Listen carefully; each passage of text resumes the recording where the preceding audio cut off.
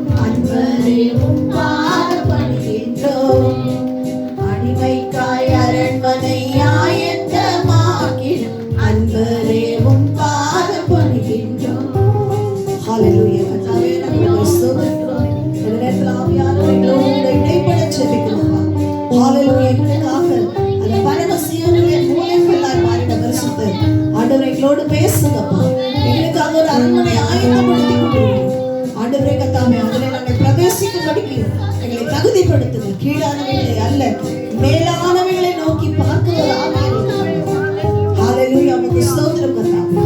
இந்த கருத்துல மாத்திரைகளை ஒப்பு கொடுக்கிறோம். ஹல்லேலூயா. நன்றியோடு உம்மை ஸ்தோத்திரிக்கிறோம் கர்த்தாவே. இயேசு கிறிஸ்துவின் நாமத்தில் பிதாவே.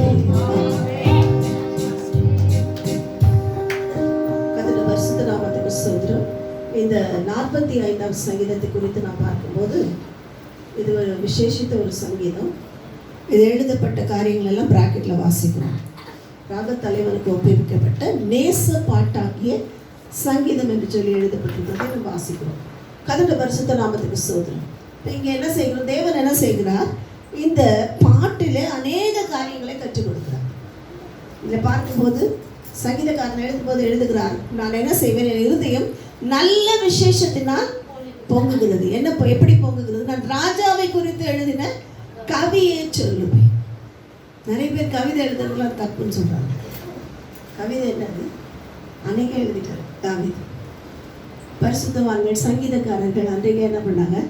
நிறைய கவிதைகள் எழுதினார்கள். கவிதை, பாடல், சங்கீதம் எல்லாத்துக்கும் வித்தியாசம் இருக்கு. சங்கீதம் என்றால் முறைப்படி அந்த ஆரோகண அவரோகண அந்த மியூசிக்கோட எப்படி ஏற்ற இறக்கத்தோடு பாடணுமோ பாடுறது தான் சங்கீதம். முறைப்படி பாடுகிறது. அதில் ஒரு முறை இருக்கும், இப்படித்தான் பாடணும், இப்படித்தான் இருக்கணும்னு சொல்லி முறைப்படி பாடுகிறது தான் சங்கீதம். பாட்டுன்னு சொன்னால் எல்லாரும் பாடலாம். கிராமத்தில் ஏற்ற இறக்கிறவங்க கூட என்ன பண்ணுவாங்க? பாட்டு பாடலாம். சும்மா வேலை செய்து கொண்டிருக்கிறவர்கள் கூட சில பாடல்களை பாடுவார்கள். அதில் கரெக்டாக சங்கீதம் அப்படி இதெல்லாம் இருக்குமா, மியூசிக் இதெல்லாம் கரெக்டாக இருக்குமானா இருக்காது. ஆனாலும் அது ராகமாக இருக்கும். கர்த்தருடைய பரிசுத்த நாமத்துக்கு ஸ்தோத்திரம். இதுக்கு பேர் என்னது? கிராமிய பாடல்கள். அநேக விதமான பாடல்கள் உண்டு. இப்போ பாடல் என்றால் வேறு, கவிதை என்றால் வேறு. ராஜாவை குறித்து ஒரு கவிதை எழுதுகிறார் இந்த சங்கீதக்காரர். கர்த்தருடைய பரிசுத்த நாமத்துக்கு ஸ்தோத்திரம். இந்த கவிதை எப்படிப்பட்டது? விரைவாய் எழுதுகிறவருடைய எழுத்தாணியை போல என்ன செய்கிறது, உற்சாகமாக இருக்கிறது. இது எந்த ராஜாவை குறித்து எழுதப்பட்டது என்றால், ஒருவேளை இது சாலமோனை குறித்து சொல்லப்பட்ட சங்கீதமாக இருந்தாலும், ஆவிக்குரிய பாணியில் பார்க்கும்போது நம்முடைய ஆண்டவராகிய இயேசு கிறிஸ்துவை குறித்து சொல்லப்பட்ட ஒரு கவிதை, சங்கீதம், நேசப்பாட்டு எல்லாம். கதட பரிசுத்த நாமத்துக்கு ஸ்தோத்திரம். இதில் நாம் அநேக காரியங்களை தியானிக்க நேரம் இல்லாவிட்டாலும் இது நிறைய தடவை பார்த்துருக்கோம். எப்படி அவர் சத்துருக்களோடு யுத்தம் பண்ணினார், அவருடைய அரண்மனையில் எப்படி இருந்தது, அவருடைய ராஜகுமாரத்தை எப்படி இருந்தாள், மற்றவர்கள் எப்படி இருந்தார்கள், இதெல்லாம் நாம் வாசித்திருக்கிறோம், பார்த்துருக்கிறோம். கதட பரிசுத்த நாமத்துக்கு ஸ்தோத்திரம். இந்த நாளில் நாம் பார்க்க போகிற காரியம் 45ஆம் சங்கீதத்தில் 8ஆம் வசனத்தை நாம் வாசிக்கிறோம். என்றென்றைக்கும் உள்ளது, உமது ராஜ்யத்தின் செங்கோல் நீதி உள்ள செங்கோலாய் இருக்கிறது. ஆமென். கதட பரிசுத்த நாமத்துக்கு ஸ்தோத்திரம். அடுத்த வசனத்தை வாசிக்கிறேன். 8ஆம் வசனம். தந்தத்தினால் செய்த அரண்மனைகளில் இருந்து புறப்படுகையில் நீர் மகிழும்படி உமது வஸ்திரங்கள் எல்லாம் வெள்ளை போலும் சந்தனம், லவங்கம் இவைகளின் வாசனை பொருந்தியதாய் இருக்கிறது. ஆமென். தந்தத்தினால் செய்த அரண்மனை என்று சொல்லி வாசிக்கிறோம். அது மாத்திரமல்ல, அவருடைய வஸ்திரத்தை குறித்து வாசிக்கிறோம். இதெல்லாம் ராஜாவுடைய வஸ்திரம், ராஜாவுடைய அரண்மனை, ராஜா வைத்திருக்கிற அதிசயமான காரியங்கள். கதட பரிசுத்தன் அவரோட சிங்காசனத்தை குறித்து வாசித்தோம் முதல் 7ஆம் வசனத்தில். இது 8ஆம் வசனத்தில் நான் பார்க்கும்போது தந்தத்தினால ஒரு அரண்மனை செஞ்சு வச்சிருக்கிறாரு. அது மாத்திரமல்ல, அவரோட வஸ்திரம் எல்லாம் எப்படி இருக்குன்னா, இப்போ இருக்க சென்டெல்லாம் அந்த சென்ட்டுக்கு ஈடாகாது. வெள்ளை கோலம், லவங்கம் போன்றவைகளால் வாசனை பொருந்தியதாக இருக்கிறது. இந்த லவங்கம் என்று எழுதப்பட்ட இடத்துல தான் கசியா என்று எழுதப்பட்டிருக்கும். நாங்கள் அடிக்கடி சொல்லுவோம், கெசியாவுக்கு பேர் வைக்கும்போது ஆண்டவர் கொடுத்த இந்த பேருக்கு அர்த்தம் கேட்டபோது கர்த்தர் சொல்லி கொடுத்த வசனம் இதுதான். கசியா அப்படின்னா என்ன? வாசனை, சாட்சி என்று அர்த்தம். அவருடைய வஸ்திரங்கள் எப்படி இருந்தது? ராஜாவுடைய வஸ்திரமே வாசனை பொருந்தியதாக இருந்தது. அவர் வந்தாலே ஒரே வாசனையார், அவர் வந்தாலே ஒரு விதமான வாசனை, அவரோட பிரசன்னத்தினாலே என்ன செய்யும், ஒரு நறுமணம் வீசிக்கொண்டே இருக்கும் என்று சொல்லி பார்க்கிறோம். அப்படிப்பட்ட ஒரு சென்டர், அது அப்படிப்பட்ட சென்டரால் அவரோட வஸ்திரம் நிறைந்திருந்தது என்று சொல்லி நாம் வாசிக்கிறோம். இதெல்லாம் நம்ம இன்றைக்கு பார்க்க போகிறது இல்லை. இன்றைக்கு நாம் பார்க்க போகிற ஒரே ஒரு விஷயம் என்னன்னா, தந்தத்தினால் செய்த அரண்மனை. நமக்காக தேவன் என்ன செய்து கொண்டிருக்கிறார்? ஒரு அரண்மனை கட்டி கொண்டிருக்கிறார். யாருக்காக? அவருடைய நாமத்தினாலே ஞானஸ்நானம் பெற்று, பரிசுத்தாவி அபிஷேகம் பெற்று, அவரோட வருகைக்காக பரிசுத்தத்தோடு உத்தமத்தோடு காத்திருக்கிறவர்களுக்காக ஒரு அரண்மனை கட்டி கொண்டிருக்கிறார். இங்கே இருக்க வீடு, இங்கே இருக்கிற வாசல் எல்லாம் எப்படின்னா மாறி போகும். இவைகளெல்லாம் இன்றைக்கி இருக்கும், நாளைக்கு இருக்காது. ஒரு பெரிய சுனாமி வந்தால் இப்போ சொல்கிறாங்க எல்லாம் இன்னும் ஒரு 50 வருடத்துக்குள்ளாக இந்தியாவில் பாதி கடலுக்குள்ளே போயிடுறாங்க. கதட பரிசுத்த 50 வருஷத்துக்குள்ள ஆண்டவர் வந்துடுவார். விஞ்ஞானிகளோட கணிப்பு. கதட பரிசுத்த நாமத்துக்கு ஸ்தோத்திரம். 50 வருஷத்துக்குள்ளாக இந்தியா பாதி போயிடுச்சுன்னா என்ன பண்ணுறது? இப்போவே என்ன ஆயிடுச்சு, ஒரு மழை வந்தோடனே தமிழகத்தில் பாதி தண்ணியில் மிதந்தது. கதட பரிசுத்த நாமத்துக்கு ஸ்தோத்திரம். அப்படிப்பட்ட நிலை இல்லாத உலகத்தில் நாம் வாழ்ந்து கொண்டிருக்கோம். ஆனால் கர்த்தர் என்ன செய்கிறார்? நமக்காக ஒரு தந்தத்தினால் செய்த அரண்மனையை கட்டி கொண்டிருக்கிறார். இந்த தந்தத்தை குறித்து பார்ப்போம் என்றால், இது பூமியிலிருந்து கிடைக்கிறது அல்ல. இது எங்கேருந்து கிடைக்கும்? யானையினுடைய அந்த துதிக்கை பக்கத்தில் இருக்கிறது தான் தந்தம். எல்லாருக்கும் தெரியும், ஒயிட் கலரில் இருக்கிறது தான் தந்தம். ஐவரி என்று ஆங்கிலத்தில் சொல்வார்கள். கர்த்தருடைய பரிசுத்த நாமத்துக்கு ஸ்தோத்திரம். இந்த தந்தத்துக்கு ஏன் விசேஷித்த விலை மதிப்பு? இன்றைக்கும் பார்த்தீங்கன்னா இந்த ஐவரியில் செய்த பொருட்கள் விலை மதிப்புள்ளன, அதிக விலையாக இருக்கும். நிறைய விலை போட்டு அதை வாங்குவாங்க. நிறைய பெரிய வசதி உள்ளவர்கள் அது அழகுக்காக, அல்லது அவங்க வைத்திருக்கிற தெய்வங்களை வணங்குகிறதற்காக, அல்லது அவர்களுடைய காரியங்களை மேன்மைப்படுத்துகிறதற்காக என்ன செய்வார்கள்? அநேக ஐவரியினால் நிரப்பப்பட்ட பொருட்களை வாங்குவார்கள். இது இந்த நாளில் நடக்கிறது அல்ல, அந்த நாட்களிலிருந்து, சாலமோன் நாட்களிலிருந்து இந்த தந்தம் ஒரு பெரிய விசேஷித்த ஒரு காரியமாக இருந்தது என்று பார்க்கிறோம். கர்த்தருடைய பரிசுத்த நாமத்துக்கு ஸ்தோத்திரம். அவரும் என்ன செய்தார்? சிங்காசனத்தை தந்தத்தினால அலங்கரித்து வச்சிருந்தார். அது மாத்திரம் இல்லை, அவருடைய படுக்கை, அந்த பெட்டு, கட்டில் இல்லை, அந்த கட்டில் கூட தந்தத்தினால செஞ்சிருந்தார். கர்த்தருடைய பரிசுத்த நாமத்துக்கு இதெல்லாம் சரித்திர எவிடன்ஸ் என்று சொல்லி நாம் பார்க்கிறோம்.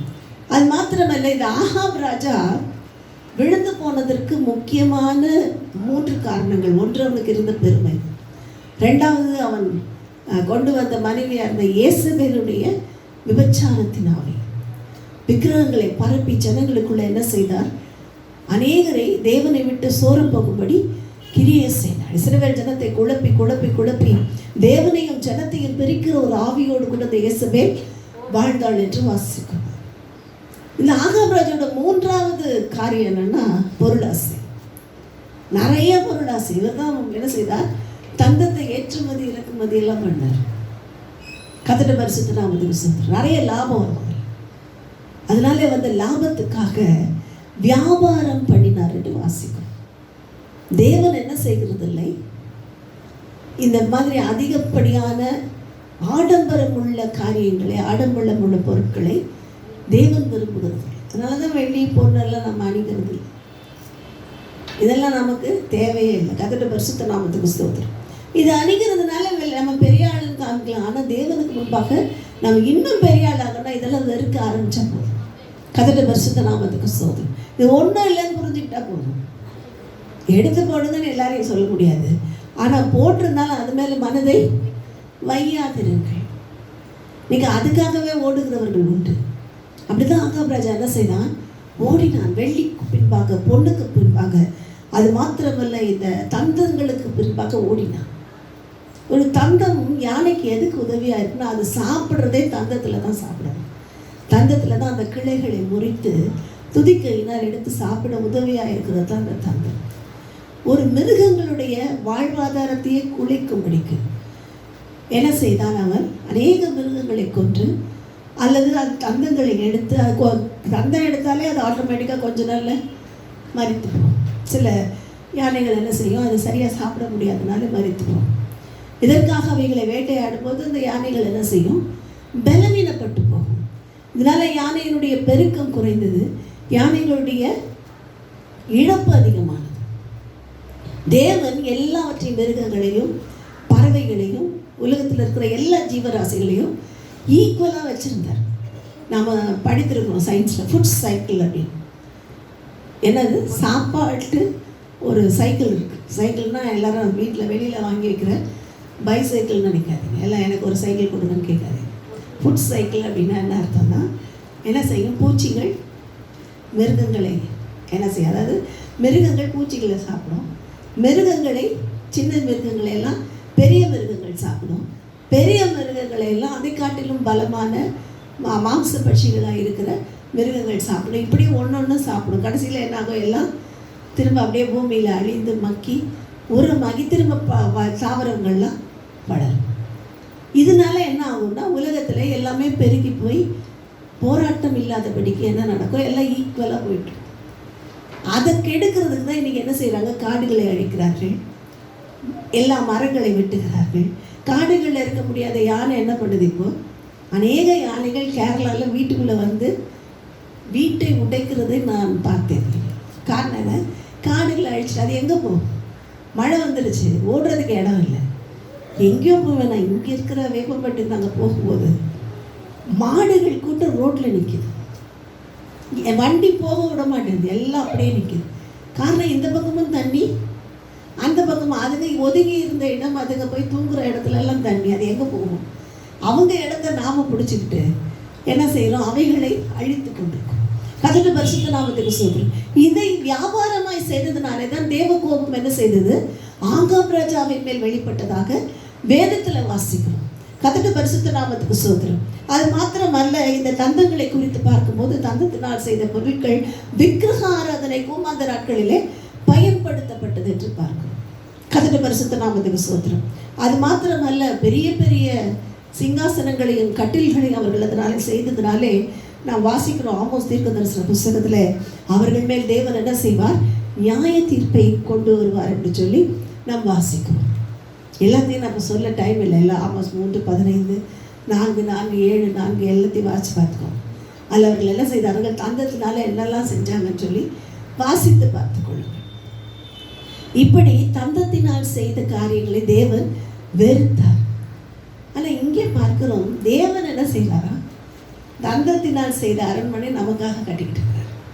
அது இங்க இருக்கிற மிருகங்களை அழித்து அல்ல, அவர் வைத்திருக்கிற விலையேற பெற்ற அவருடைய கிருபையினாலே நமக்கு ஒரு வீட்டை கட்டிட்டு இருக்கிறார். அது இங்க கட்டுற தந்தத்தை விட, தந்தத்தினால் கட்டப்பட்ட வீடுகளை விட, அரண்மனைகளை விட அழகாக இருக்கக்கூடிய காரியங்கள். கர்த்தருடைய பரிசுத்த நாமத்துக்கு ஸ்தோத்திரம். ஜொலிக்கிற கற்களினால் நிரப்பப்பட்ட ஒரு அரண்மனை. இந்த அரண்மனைக்கு தான் நம்மளை கூட்டிட்டு போறேன்றார். இதுக்கு கூட்டிட்டு போறதுக்கு நாம என்ன செய்யணும்? பூமியில இருக்கிற வரைக்கும் நாம யாரையும் அழிச்சிடக்கூடாது, நாம யாருக்கு விரோதமாக கிரியை செஞ்சிடக்கூடாது, நம்மளால மற்றவங்களுக்கு எந்த தீமையும் நினைக்க கூட கூடாது. நீங்க நிறைய என்னன்னா என்ன இப்படி பேசிட்டா பாரு எப்படி இருக்கிறாங்க. கர்த்தருடைய பரிசுத்த நாமத்துக்கு ஸ்தோத்திரம். இதுல தான் நாம் அழிஞ்சு போகிறோம். ஒருத்தர் என்ன பண்றது? கடித்து பட்சிக்கிற மிருகங்களை அன்றைக்கு பட்சித்தது போல மனிதர்களையே பட்சிக்கிற உலகத்துல நம்ம வாழ்ந்து கொண்டிருக்கோம். அவரோட வாய் வானம் மட்டும் விட்டு பேசுகிறார்கள். வானம் வரைக்கும் வாய் எட்டுது. பேசும்போது பார்த்தீங்கன்னா அப்படியே வாய் நிறுத்தது. கர்த்தருடைய பரிசுத்த நாமத்துக்கு ஸ்தோத்திரம். இப்படிப்பட்ட பொல்லாத கூட்டத்துக்குள்ளே நாம் இருக்கிறோம். ஆவிக்குரியவர்கள் என்று சொல்லிக் கொள்ளுகிற நம்முடைய வாய் எப்படி இருக்கிறது?